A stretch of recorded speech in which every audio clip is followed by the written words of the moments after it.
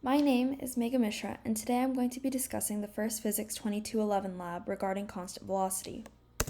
In order to properly introduce the lab, it's helpful to clearly state what the purpose of the given experiment was. In this case, the lab's purpose was to observe an object moving at a constant velocity in an experimental setting and relate it to Newton's laws of motion, primarily the second, though the first has some related applications as well. This observation was done first through gathering experimental data, through recording an object at a constant velocity, and then by creating a computational model of the same action based on Newton's second law.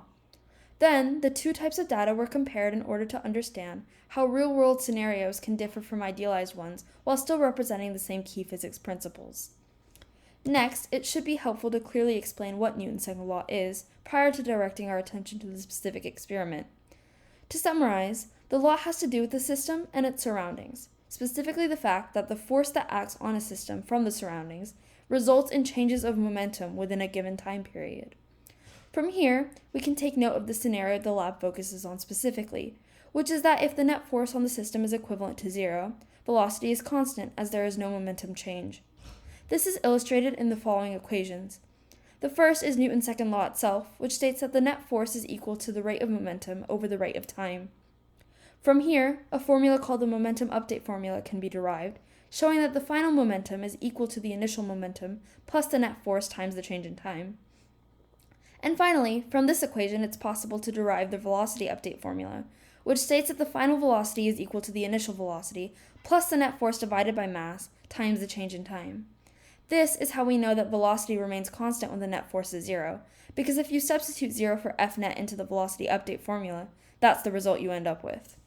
Now, in our experiment, we chose to roll an expo marker across a table at a constant velocity. In this case, the system is the marker and the table it's rolled on, and the surroundings are everything else. Here, I've shown two free body diagrams of the marker.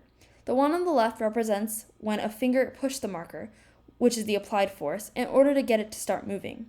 According to Newton's first law, objects in motion will stay in motion, and an object at rest will stay in rest unless acted upon by an outside force. So the marker, once moving, will continue to move without the finger continually pushing it.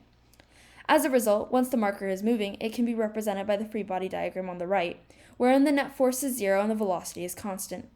An important thing to note here is that the free body diagram represents an ideal scenario in which the forces of friction and air resistance are ignored.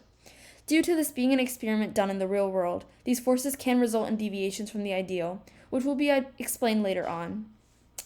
Then, using Tracker to analyze a video of the rolling marker, I was then able to plot a position versus time graph for the experimental data, which can be seen by the graph on the top.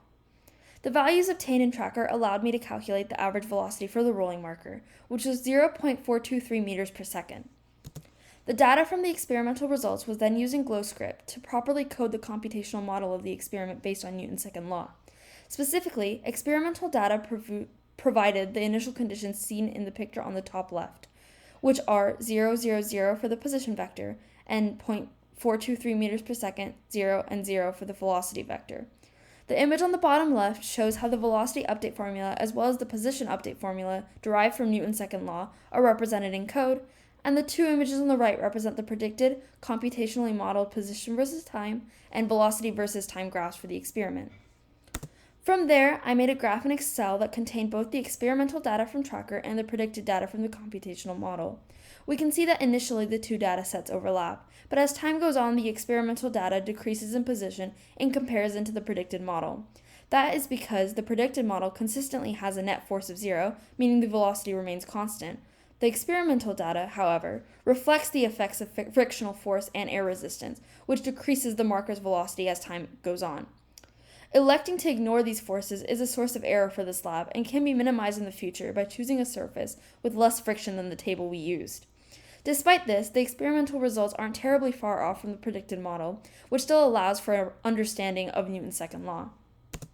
Finally, it may be helpful to end this summary of the lab by considering some additional questions to aid in understanding.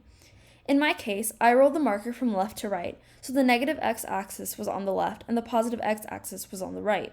If I flipped these, all that would change is that instead of the graph sloping upwards, it would slope downwards. In other words, the sign of the marker's velocity would change, but not the value. The second question regarding how many forces there are to create a net force of zero is trickier.